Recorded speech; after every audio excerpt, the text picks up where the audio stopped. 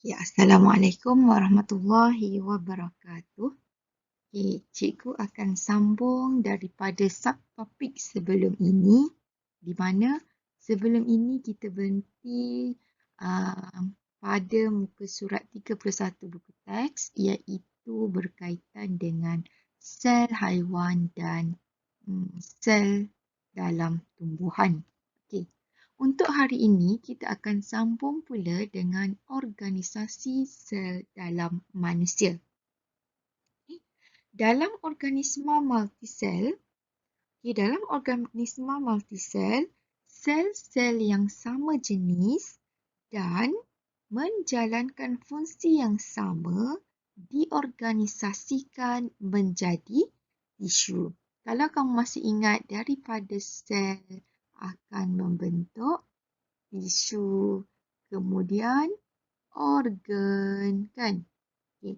So, sekarang kita di peringkat yang kita nak tengok tisu. Okay.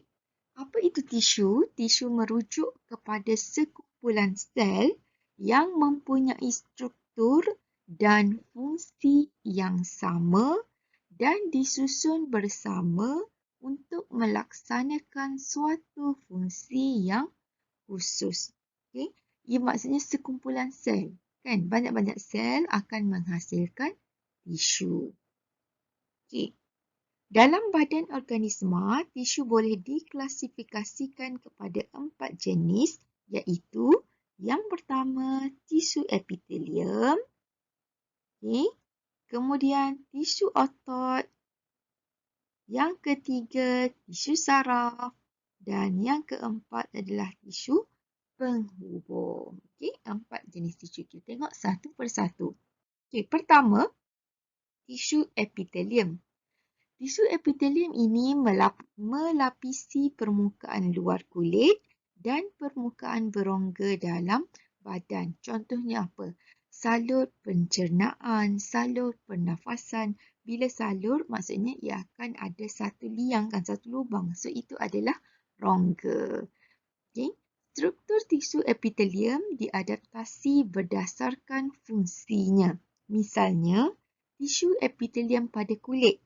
Ia berfungsi melindungi organisma daripada jangkitan, kecederaan, bahan kimia dan juga kehilangan air penyahidratan. Tisu epitelium yang melapisi trakea pula mempunyai unjuran seperti rambut yang dikenali sebagai cilium.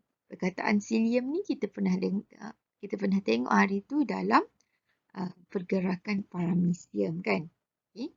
So, tisu epitelium ia berfungsi mengikut di mana ia berada. Okay.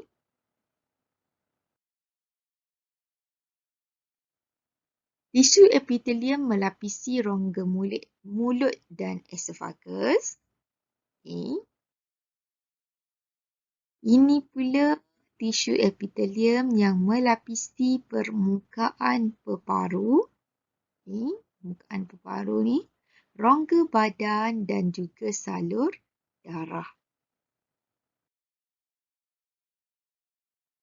Okay. Tisu epitelium yang melapisi trakea dan juga bronchus. Okay. Ini trakea. Okay. Ini trakea dan ini bronchus. Okay. Seterusnya, tisu epitelium yang melapisi tubul, kelenjar dan juga ductus ginjal. Okay. Ini ginjal. Seterusnya, tisu epitelium yang melapisi usus kecil. Okay. Ini usus kecil. Ada tisu epitelium di situ. Seterusnya, tisu yang kedua adalah tisu otot. Okey, tisu otot terdapat 3 jenis. Okay, terdapat 3 jenis, iaitu otot licin.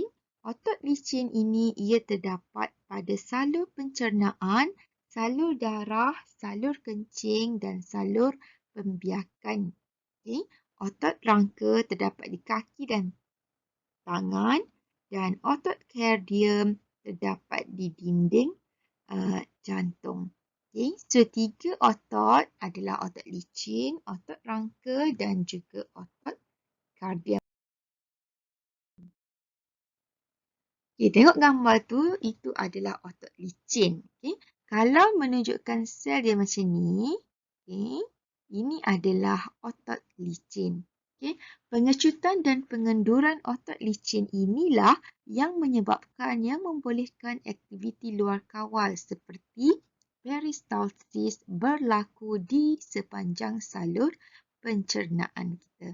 Okay, disebabkan oleh otot licin ini mengecut dan mengendur dan dia memaksa bolus turun ke perut. Okay, itu adalah proses peristalsis yang berlaku di sepanjang salur pencernaan. Okay. Ini pula adalah otot rangka.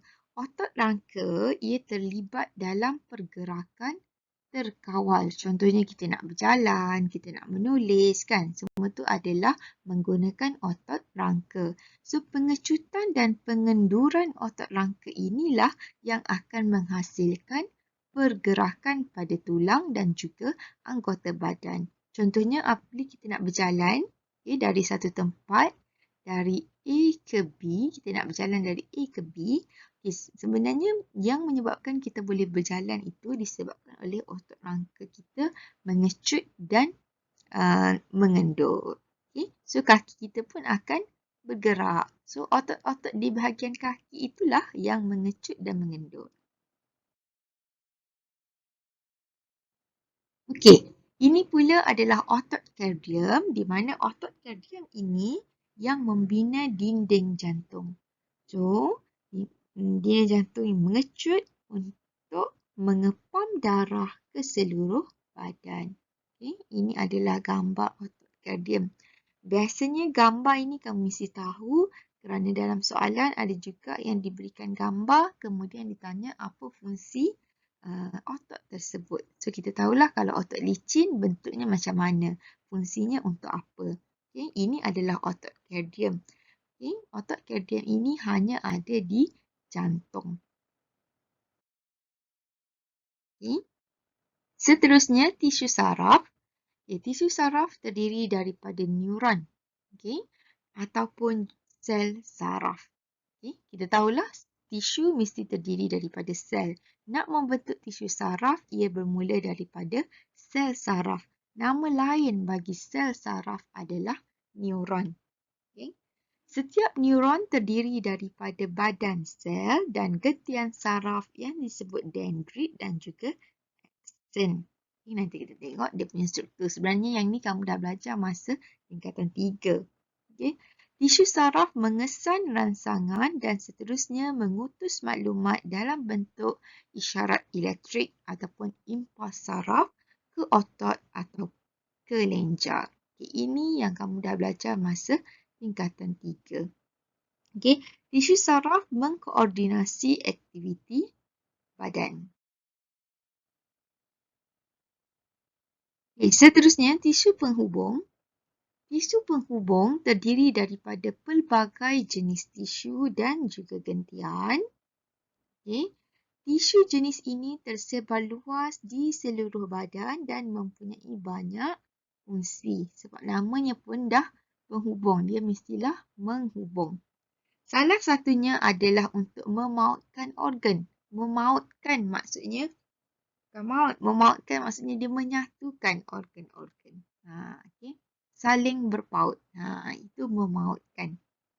Okay, so tisu penghubung ini akan menghubungkan, akan memautkan organ-organ antara satu sama lain. Okey, tisu penghubung longgar. Okay. Tisu penghubung bergentian. Tisu penghubung jenis ini membentuk tendon dan juga ligamen. Okay. Tendon ia menyambungkan antara tulang dengan otot, tendon. Okay. Ligamen pula adalah menyambungkan tulang dengan tulang. So ingat, okay, TTL. tulang dengan tulang, ligamen. Okay. TOT, tulang dengan otot adalah tendon. Okey. Ini adalah tisu penghubung bergantian. Okey, satu lagi adalah tisu penghubung longgar. Okey, tisu penghubung longgar fungsinya adalah untuk memautkan tisu epitelium kepada tisu di bawahnya dan menetapkan organ-organ pada kedudukannya. Okey. Tisu ada dua, tisu penghubung ada dua, iaitu tisu penghubung longgar. Cikgu tak tunjukkan ni. Okay, tisu penghubung longgar, ia berfungsi untuk nak memautkan tisu epitelium supaya dia nak menetapkan organ-organ berada pada kedudukannya. Okay, yang kedua, inilah tisu penghubung bergantian di mana tisu penghubung jenis ini akan membentuk tendon dan ligamen. Okey, tendon dan ligamen ini kamu ingat TTL iaitu tulang menyambungkan tulang dengan tulang, ia adalah ligamen. TOT yang menyambungkan tulang dengan otot adalah tendon. Okay. Seterusnya kita tengok pula tisu darah. Okay.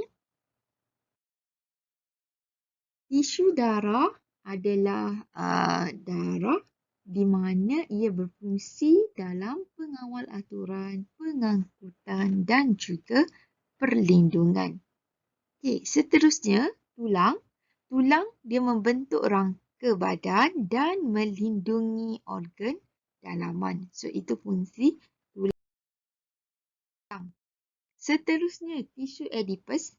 Tisu adipus tisu penghubung yang menyimpan lemak di bawah dermis kulit pada permukaan semua organ utama. So, semua organ utama di bawahnya adalah terdiri epidermis, dermis kan. Okay, kemudian dia terdiri daripada tisu adipus.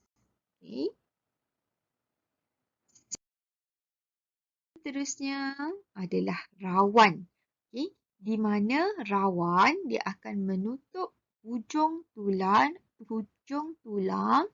untuk melindungi tulang daripada menjadi haus. Sebab tulang kan selalu bergeser kan. So, rawan tu dia akan menutup yang warna putih tu. Kalau kamu tengok di hujung tulang ada yang bentuk warna putih atau mulut sinar tu kan putih. Jadi makmal nanti kita boleh tengok. Okay, itu adalah rawan di mana fungsinya adalah nak melindungi tulang tersebut daripada menjadi haus. Okay.